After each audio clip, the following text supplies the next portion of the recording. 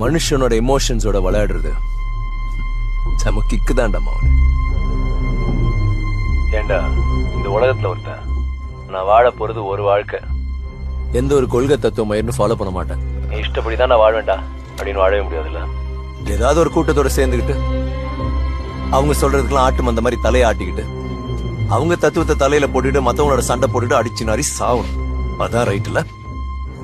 டேய் நான் நிறைய தப்பு பண்ணிருக்கேன், ஒத்துக்கிறேன்.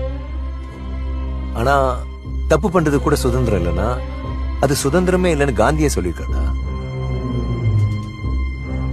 கண்ணா, கொள்கை கோட்பாடு எதுவுமே இல்லாம வாழ்க்கையில அதிகமா அனுபவிச்சு ஆட்டமாடின நானும் ஒரு எக்ஸ்ட்ரீமிஸ்ட் தான்.